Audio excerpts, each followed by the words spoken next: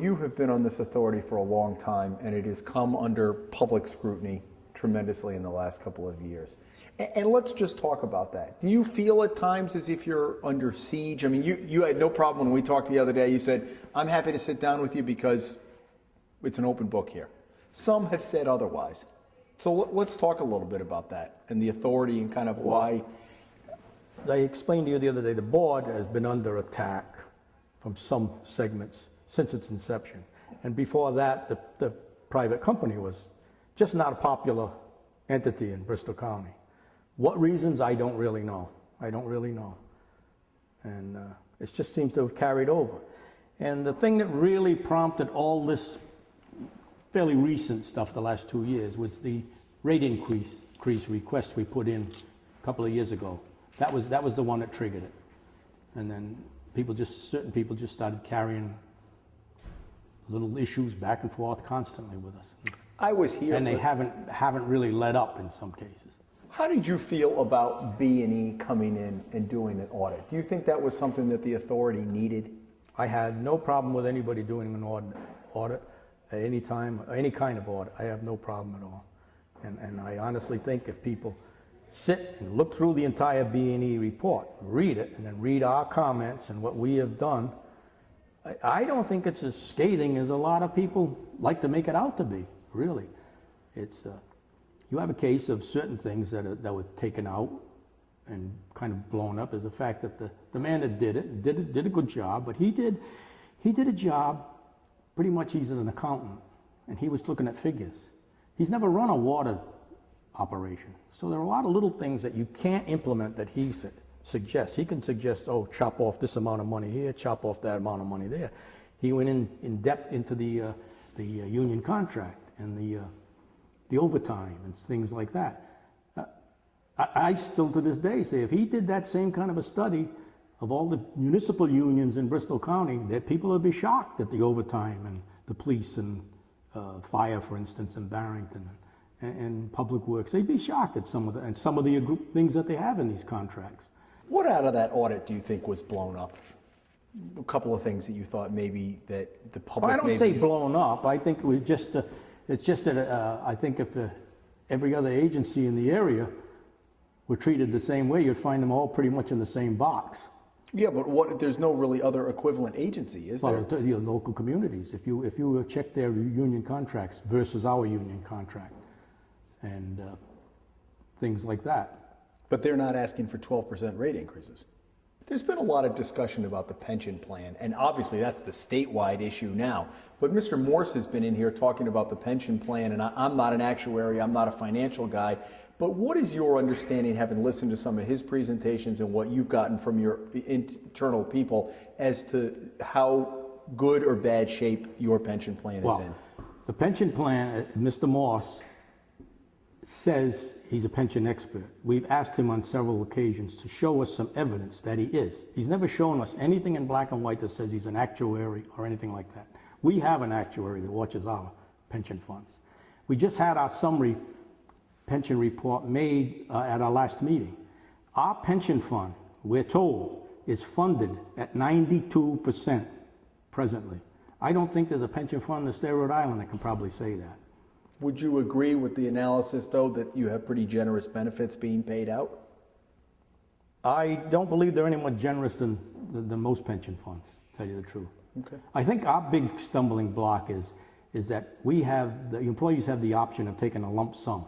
That's the big problem with people. They have the option of taking the lump sum. And so that if everybody did, it would in effect almost be like a run on a bank.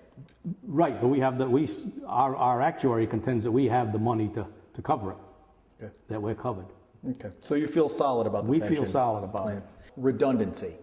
And some people have said you spend $1.4 million, whatever it is, to supply the vast majority of your water. You're purchasing it from the Providence Water Supply Board. So why not just go ahead, you spend a lot to keep up a treatment plant that isn't really doing a lot of treating. What about taking that money and just buying all of your water from Providence? Has that issue been discussed? That's been discussed, that's been looked at. I think I explained to you that originally, when they opted to go with the pipeline to Providence, that was their intent.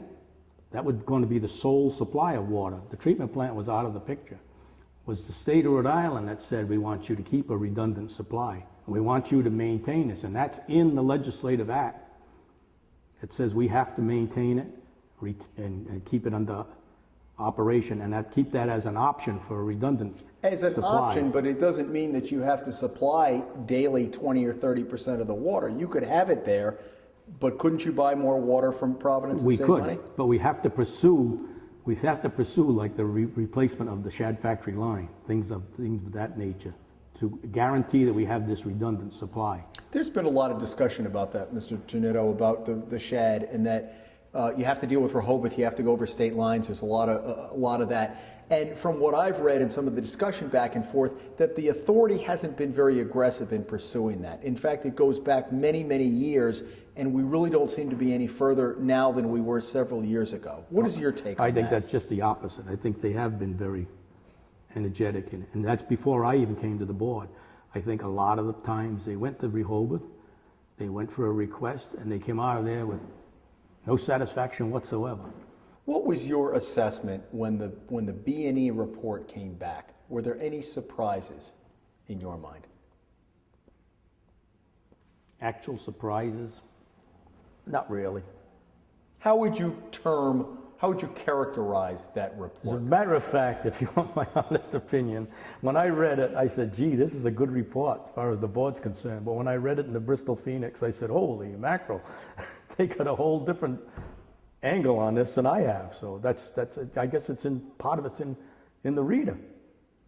I didn't think it was all that harsh and that bad. You take issue with the media coverage then? That's a very delicate situation. I have a very poor relationship with the Bristol Phoenix, very poor. And honestly, I think that's part of the Water Authority's problem right now, is their dealings with me, with the publisher of the Bristol Phoenix. You think it's become a little personal? I would say so, which controls the Barrington and Warren papers too. So the coverage you're getting from Bristol County, you don't think is the most repeatedly, favorable? they don't come. We invite them. We even sent them letters inviting them to our meetings. They don't come. They don't come. And then I pick up a paper and I see an editorial that says we operate behind closed doors. Are you talking about the editorial? Because I see Josh Bigford here from my Barrington Times. He's here regularly, no? I believe he goes to not here regularly. No, to the BCWA meetings? No, He's not? Okay. no. Okay. But Josh Bigford, I'll be honest with you, gives me the fairest shake of anybody I deal with there. Okay. But back to what you were saying about the Times, the Phoenix. An example is the report that came out from the Attorney General's office. There was some 40 accusations or stuff made. Maybe 2 or 3 of them, they said that the complainant had a legitimate. What did the Phoenix say? Bristol County Water Authority cited for violations. That's what the headline said. What did the one say the other day about an executive session? Bristol County Water meets in private. That's misleading right off the bat. Then you read down and it'll say, oh, they were in executive session. But that kind of stuff just goes on and on. And it's a little frustrating. And we have no way of getting it back other than I write an occasional letter to say this is the Water Authority's stand and position. So you think a lot of this has been shaped by public opinion? Oh, I do. Through the media? I do, definitely. How would you grade his performance? I would grade Mr. DeLisi as one of the best water people in the state of Rhode Island. Mr. DeLisi can be hard and can come across as not that well with the public. I think that's his biggest problem.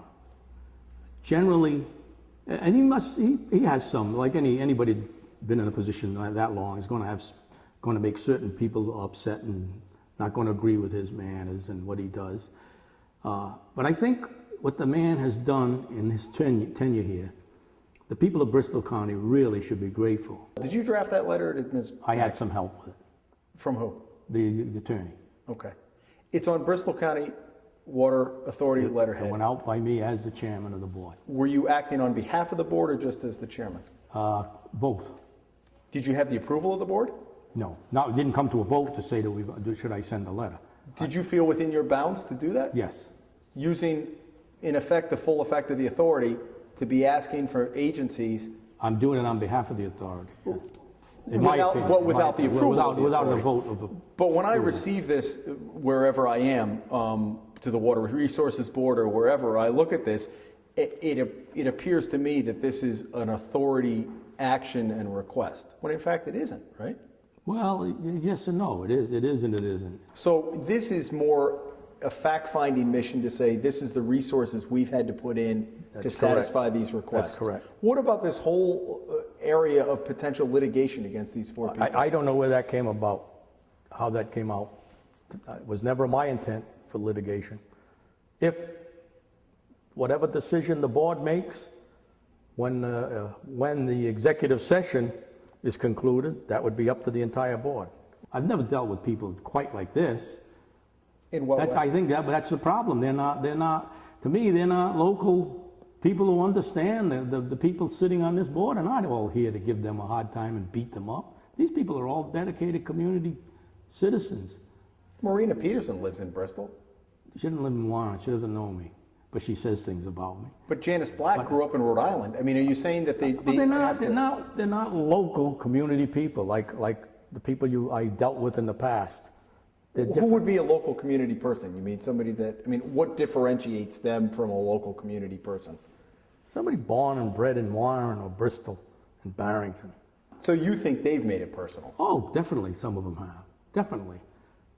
Well, that's hard not for you not to react personally then if you're I don't react with the way that I wish them any harm. I'll tell you, I'll put it that way. I'm just not that type of person. Contrary to what they say about me. What do you think their end game is here in all this information? I have no idea.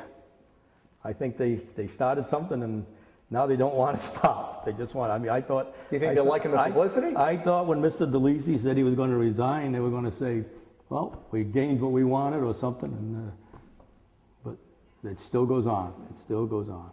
What feedback do you get in the community as you're out there? There's one of the major things that keeps me going. I'm being perfectly honest with you. And maybe you putting this out will change it. I have had very, very little feedback or complaint from anybody. I don't know why. According to these people, everybody's in an uproar. I can go shopping, I can walk Main Street, I can go anywhere I want. I don't have people running up to me yelling, what are you doing with our water? What's going on? I don't have that. Even when there's a rate increase? Even with the rate increase, I didn't get all that baloney. Honestly, I'm telling you the truth. People have treated me just like they've always treated me. And I'll treat them the way I've always tried to treat them. So nothing to hide. There's no glory or big thing I'm looking for, pat on the back or anything like that. As I told you the other day, I'd like to stay here to see this through till the waters calm down and get under a new director and give the guy a chance to run the operation and see what happens.